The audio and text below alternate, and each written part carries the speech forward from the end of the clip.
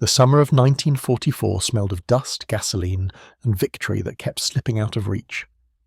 After D-Day, the Allied armies poured out of Normandy like a river suddenly freed from a dam. Patton's Third Army led the surge, columns of Shermans, half-tracks, and jeeps roaring through the hedgerows, flags whipping in the wind. For the first time in years, German troops were running instead of advancing. The maps at headquarters changed faster than typists could redraw them. But there was a problem no one could outrun. Every mile forward pulled the Allies another mile away from their fuel. The invasion beaches were still the only ports under control. The rest of Europe was a wasteland of wrecked railroads and bomb-shattered bridges. Tanks that could cross a continent in theory began to stall only days out of Normandy. Engines coughed, sputtered, and went silent in the middle of open French roads. The miracle of mobility had met the math of logistics. Patton called for gasoline the way a drowning man calls for air. He burned through 350,000 gallons a day, then 400,000, then 500,000. Every advance widened the hunger. The supply depots at the coast were stacked high, drums, crates, tyres, but none of it mattered if it couldn't move. Fuel lines were long, trucks were few, and the roads were narrow enough that a single stalled vehicle could block a convoy for hours. German reconnaissance pilots began to notice something curious. Great armoured spearheads that halted at random, silent for days, then suddenly erupted back to life. To the German high command, it looked like confusion, proof that the Americans didn't understand the pace of their own war. One officer joked that Patton's army must be drinking its fuel faster than it poured it. Others decided the Americans were bluffing, that no army so dependent on machines could keep going without collapsing under its own weight. They were half right. Inside the Allied lines, the frustration was turning physical. Mechanics siphoned fuel from wrecks. Jeep drivers drained tank reserves just to reach headquarters. Men who had fought their way across Europe now sat idle beside cold engines. The war was waiting for gasoline. Every plan on every general's desk ended the same way: if fuel arrives. In Paris, still burning from retreating German demolitions, the people watched armoured columns crawl past at walking speed. Children waved, soldiers smiled back but kept their eyes on the gauges. A single drop of fuel was worth more than a bullet. Some tankers joked that if they ran out completely, they'd hitch their machines to oxen and keep going anyway. The laughter hid the truth. Without fuel, liberation would stop within days. At Allied headquarters, the maps began to bleed red, not from defeat but from exhaustion. Patton demanded permission to push toward the German border. Eisenhower hesitated. Logistics officers warned that the supply lines could not stretch another mile. There were not enough trucks, not enough driverless staff, not enough daylight to carry what the front consumed. And so the impossible order came down. If the war was to keep moving, the supplies would have to move faster than the roads allowed. There would be no rest, no schedule, no separation between day and night. Every available truck would run until it broke, then be fixed and run again. The entire effort would flow in one direction, forward, and when it returned it would come back empty, racing to be filled again. They gave the route a code name taken from the red disc signs that mark priority freight in American rail yards: the Red Ball Express. Few of the men assigned to it understood what they were building. Most were truck drivers pulled from rear units, mechanics, clerks, and cooks who had never seen the front.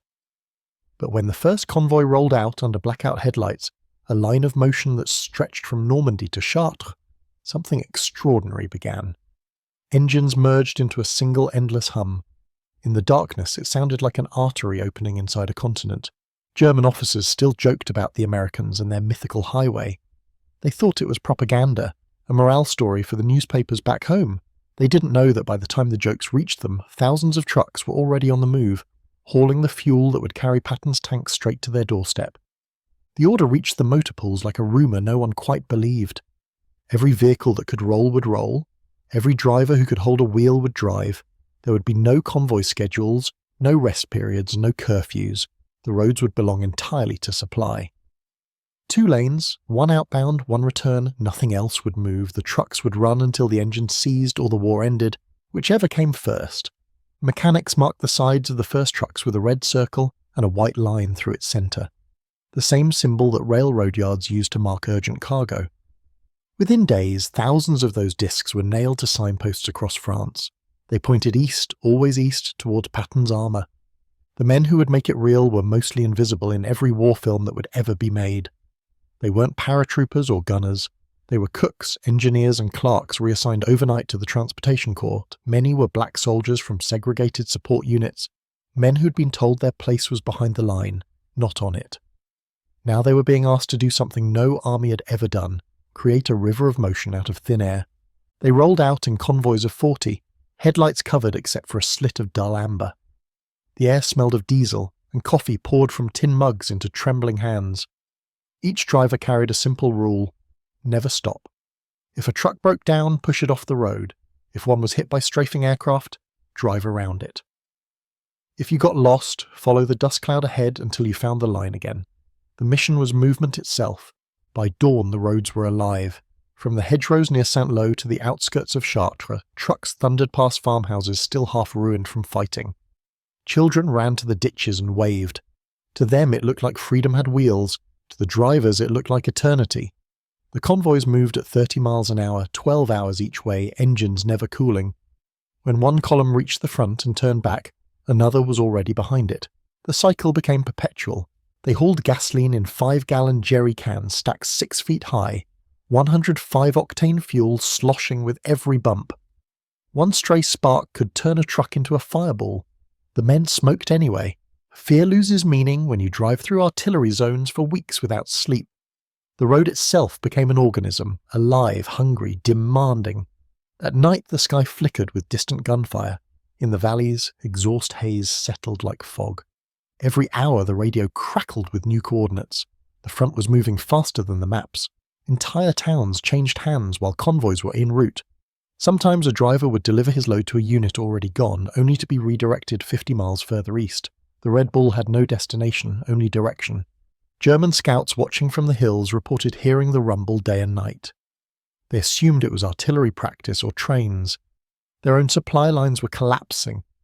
They couldn't imagine an army whose lifeline moved faster than its spearheads. When captured prisoners mentioned endless American truck columns, staff officers laughed. Propaganda, they said. No road can carry that much traffic. But still, they ordered reconnaissance flights, just to be sure. The first aerial photos stunned them. 2 dark lines cutting across France, one full, one empty. Nothing else on Earth moved with that rhythm. They marked the maps with question marks and red arrows. In the margins, someone scribbled, "Express route." The name stuck long enough for intelligence to send a warning to OKW headquarters. The Americans appear to have created a continuous motor route from Normandy to the front. No one believed it. Inside the convoys, belief didn't matter, only motion. Drivers fell asleep sitting upright, heads lolling against windows, steering by instinct. Others taped photographs of home to dashboards and stared at them between shifts, as if the faces inside might keep them awake. They talked to their trucks like partners. Come on, baby, just 50 more miles. Some named them after girls or home and towns. Some painted Bible verses across the hoods. When one engine finally gave out, they cannibalized it on the roadside shared parts and rolled on. The Red Bull had rules of its own. Military police guarded the routes. Unauthorized vehicles were pulled aside at gunpoint. The drivers joked that the only thing faster than a Red Bull convoy was a court-martial for getting in its way. Wrecks were dragged into fields before they could block traffic. Villagers learned to wait for the gaps between convoys to cross the road. By mid-August, 132 truck companies were in motion, nearly 6,000 vehicles. Each carried a manifest that read like a grocery list for an empire. Ammunition, food, spare parts, bandages, cigarettes, coffee, gasoline, oil, blankets. Behind every bullet fired at the front was a driver who had hauled it there through the dark. Behind every tank that refueled before dawn was a column of trucks that had raced the night to reach it. When the first reports reached Patton, he sent back a message. "Tell those boys they're saving the army." He wasn't exaggerating. His divisions were advancing 20 miles a day, farther than any mechanized force in history. Without the convoys, the Third Army would have frozen in place within a week. Still, the supply chiefs warned him it couldn't last. The trucks were burning more fuel than they delivered. Every gallon that reached the front had already cost another to haul it there. But Patton's orders were simple: keep moving. Momentum itself was a weapon. He believed the Germans were braking faster than anyone realized, and he was right. Every hour counted. So the convoys pressed on through dust and rain, over bridges rebuilt overnight, across crossroads still cratered from bombs. Their headlights were invisible from the air, but the sound gave them away, a steady thunder that rolled through valleys long after the trucks had passed. Civilians began calling it La Rivière d'Acier, the River of Steel. For the Germans, it became a rumour of doom, the heartbeat of an army that should have been starving but somehow kept coming. At dusk, the drivers ate cold rations beside their engines, leaning against fuel drums that hummed with residual heat. They slept in 10-minute bursts, waking when the column jolted forward. A few never woke at all. Convoys crashed, tyres blew, aircraft strafed the roads, but the line never stopped. For every truck lost, another joined the stream. By early September, the Red Ball Express was moving more than 12,000 tons of supplies a day. Every statistic looked impossible on paper, yet every dawn proved it real. Allied commanders began to realise they were witnessing not just a logistical feat, but a new kind of warfare. Industrial speed made human. The front was now a machine powered by men who rarely saw it.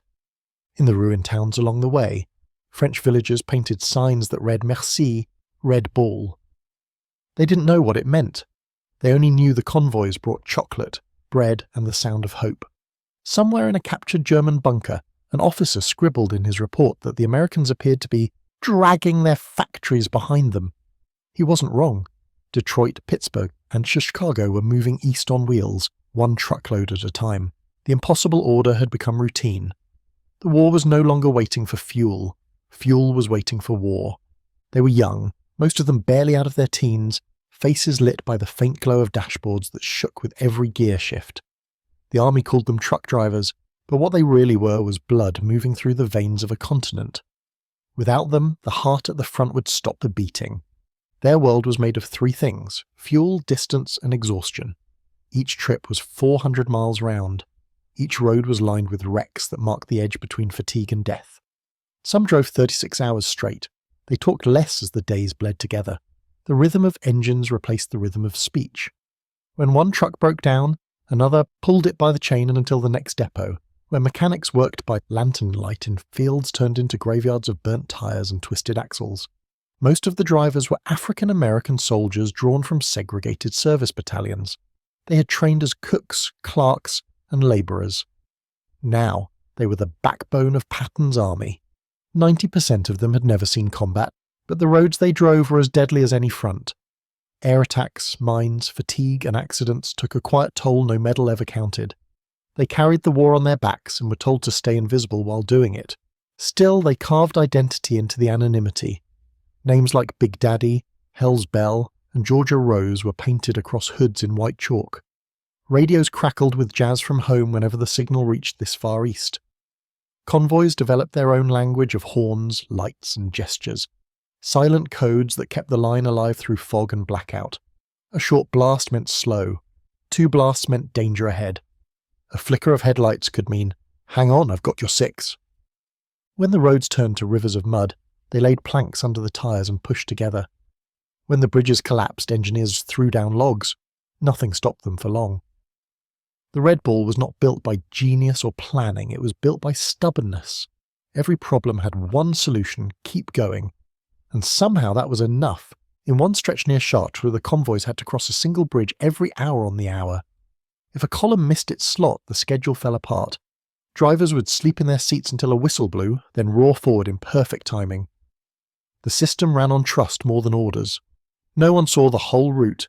Each man only knew the truck ahead and the one behind. But together they carried an army. By day, dust clouds rose high enough to show on Allied reconnaissance photos. Pilots used them as waypoints, knowing the roads below were packed with trucks.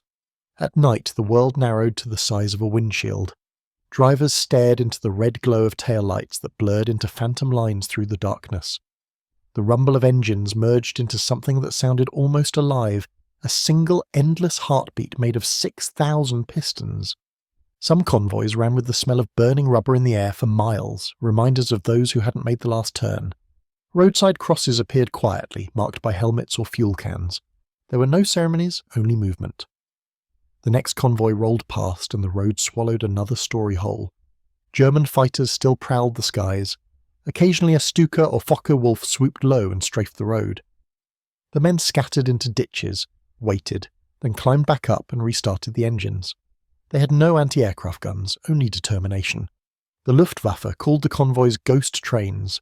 They struck by day and were gone by night, always replaced by more. Every mile gained on the map was paid for in gasoline, sweat and courage, yet in the headlines their names never appeared. No communiques spoke of the men of the Red Ball. The credit went to the generals, the tank divisions, the flags raised over liberated towns. But history's engines are never driven by the men in front. They are powered by those in the dust behind. By early September, the system was running at a speed no one had imagined possible.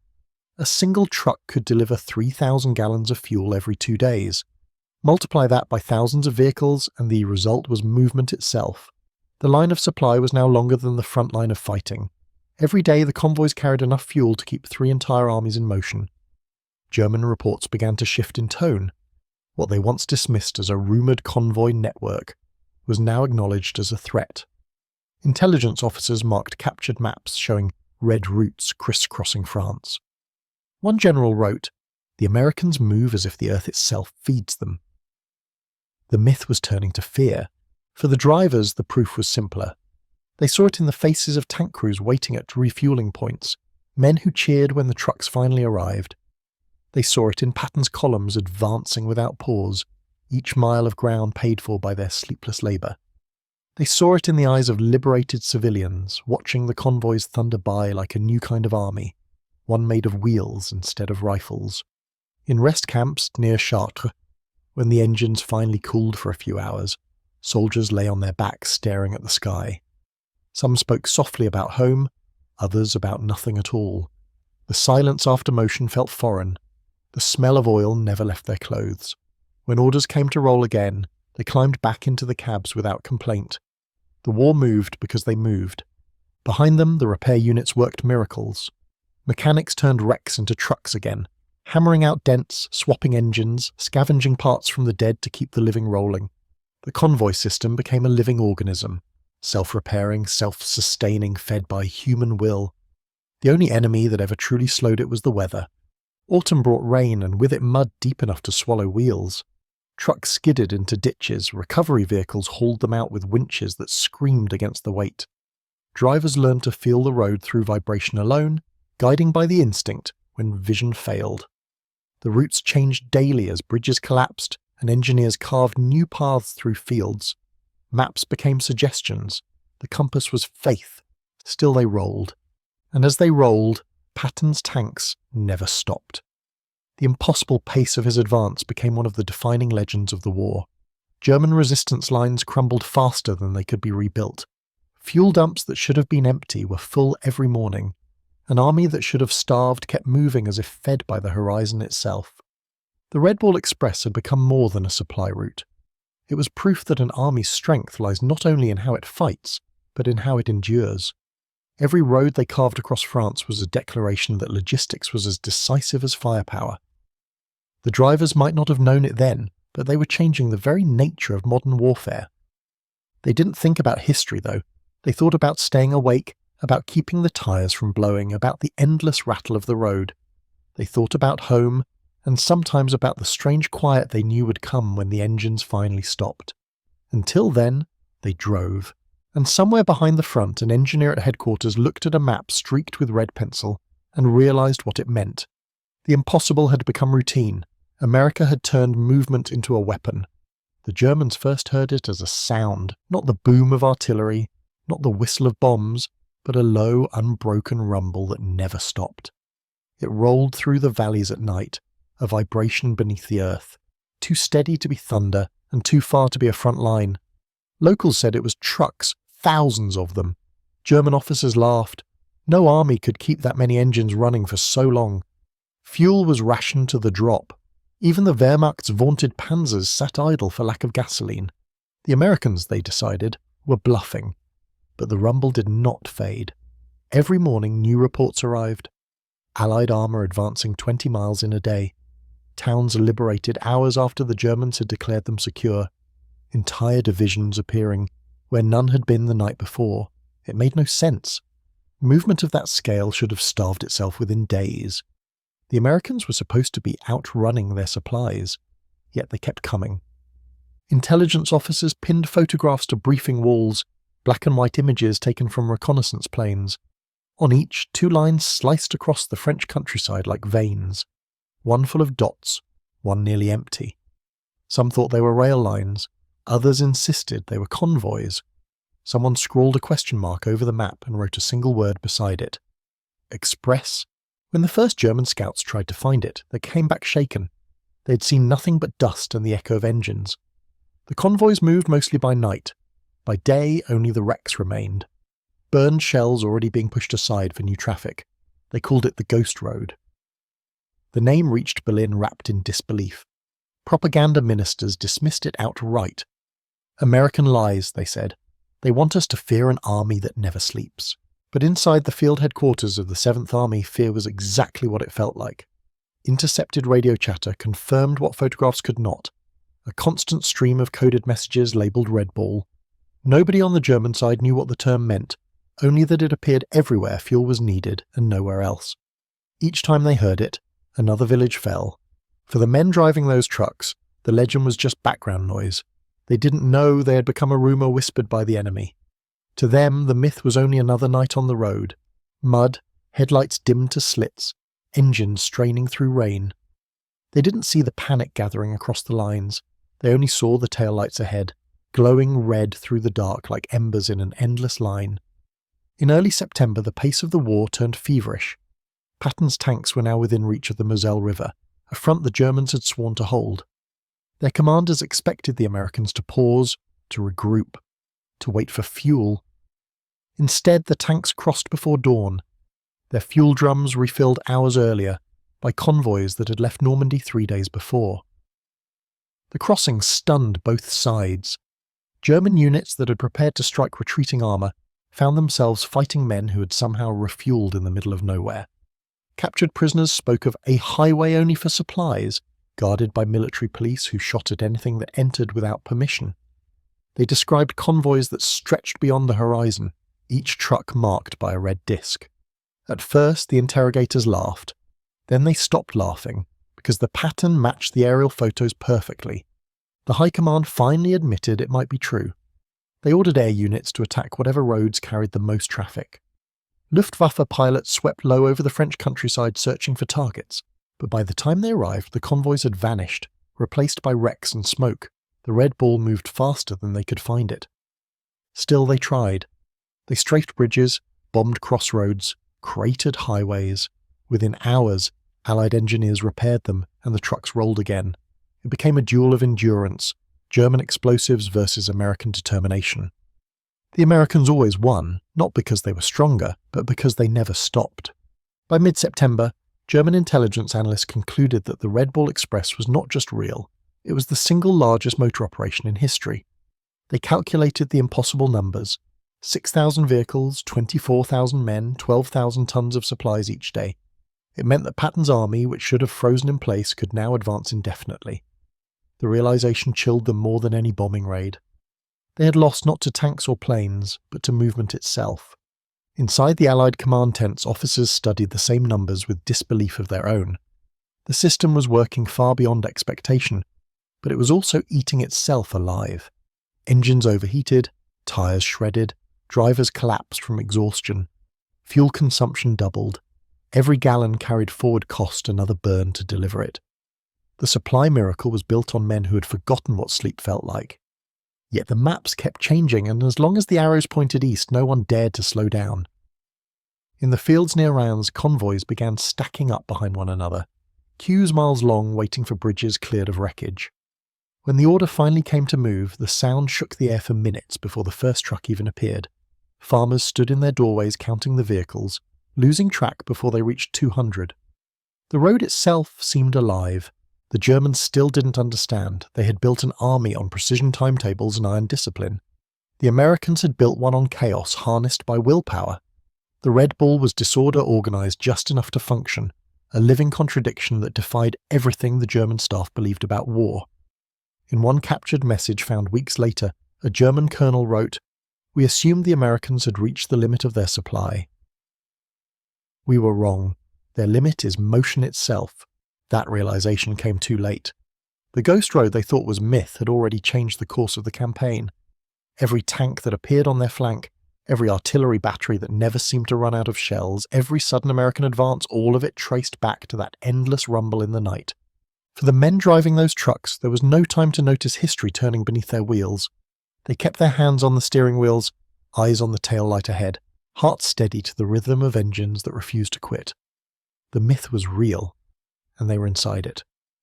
By the first week of September 1944, the Red Ball Express was no longer a convoy. It was an organism, a living artery pulsing from the beaches of Normandy to the bleeding edge of the war. It ran through bombed towns, across half-collapsed bridges, through forests still smouldering from battle. To stand beside it was to feel the vibration of history in motion. Every 12 minutes, somewhere in France, another truck entered the line. They moved in columns of 40, spaced 100 yards apart, headlights hooded, engines roaring in unison. There was no silence anymore. The road had become the voice of the Allied advance. To the men inside those trucks, it sounded like a storm that never ended. They carried everything an army could consume: fuel, ammunition, rations, medical kits, spare parts, even cigarettes and socks. The front burned through it all faster than factories could replace it, and so the convoys grew, stretching hundreds of miles, until the entire continent seemed to hum with their passage. At the height of its strength, the Red Ball Express moved 12,000 tons of supplies every day, 12,000 tons of faith that the road ahead would still be open by morning. On maps, Patton's Third Army looked unstoppable. The line swept across France like brushstrokes of fire. But inside those trucks, the men knew how fragile it all was. Every advance depended on engines that might fail at any moment, on tyres thin as hope, on roads that dissolved into mud after rain. The miracle wasn't that the system worked. The miracle was that it hadn't collapsed. Not yet. Convoys rolled through the night, through storms that turned visibility to nothing, through towns where civilians lined the streets just to watch. They saw freedom moving past in olive drab and diesel smoke. Children waved, drivers honked in reply. Some tossed candy through open windows, a brief kindness before vanishing back into the blur. To those who witnessed it, the Red Ball Express was not a supply chain. It was liberation made mechanical. Patton's army was moving faster than anyone in the world believed possible. In less than a month, his tanks had crossed France from Normandy to the German border. They captured towns before maps could be updated. They overran fuel depots that German commanders had abandoned, assuming no enemy could reach them so soon. Every day the front advanced 20, sometimes 30 miles. It wasn't strategy anymore. It was momentum. Eisenhower's headquarters called it a logistical miracle. Patton simply called it necessity. His fuel demands doubled again, and somehow the Red Ball met them. Drivers ran double shifts. Mechanics cannibalized broken trucks to keep the rest alive. By now, the average vehicle had driven more than 10,000 miles in 3 months. Engines screamed, axles cracked, but the line didn't break. In the fields beyond Chartres, the air reeked of oil and sweat. Drivers dozed sitting upright in the cab, steering by reflex when they woke.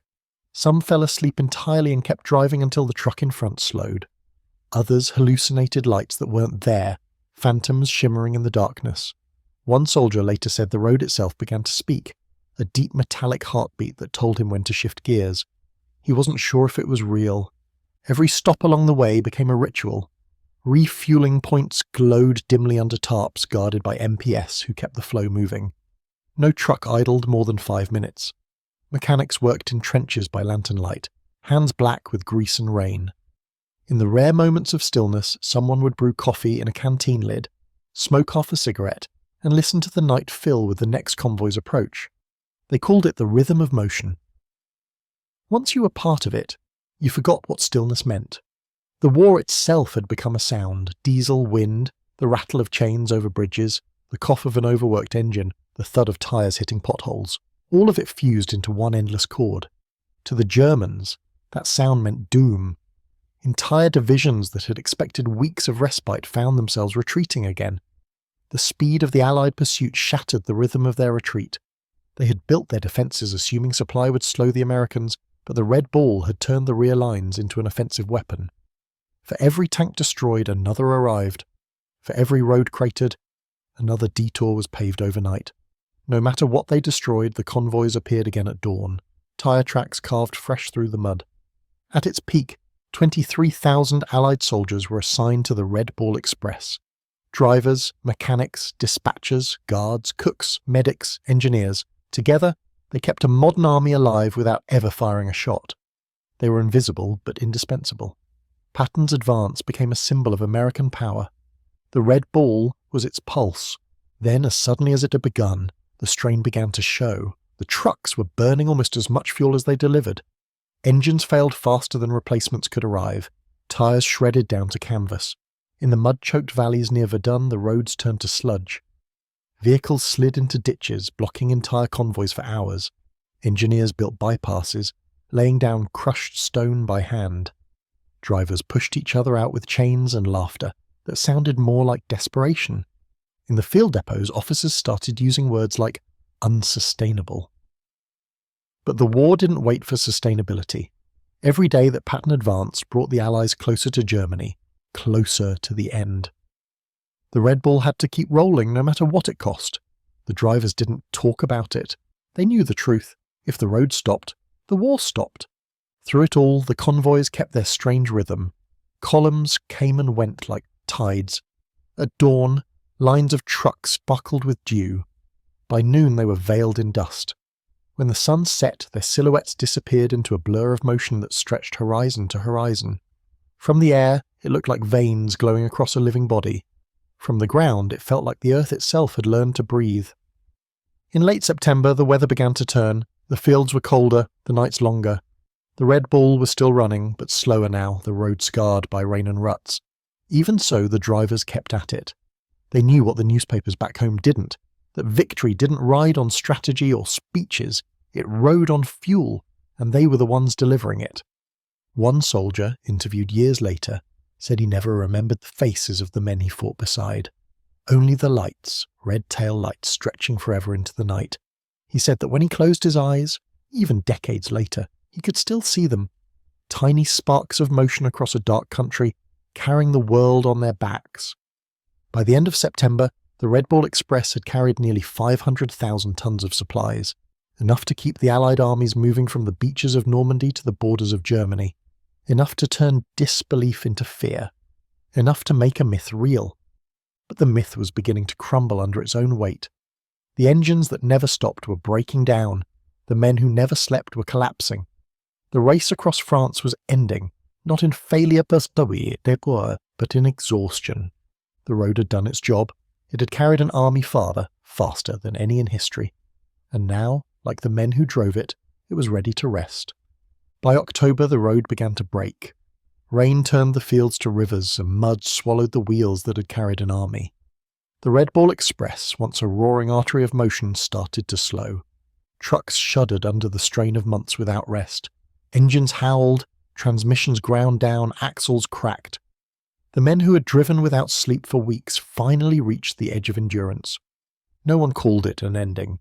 In the military reports, they called it redeployment of logistics.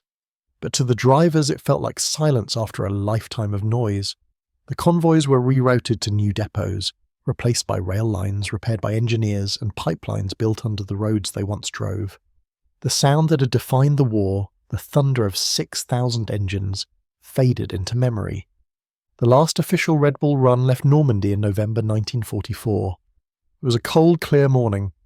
Drivers climbed into their trucks, some decorated with names scrawled in chalk, others so coated in grime that no insignia remained.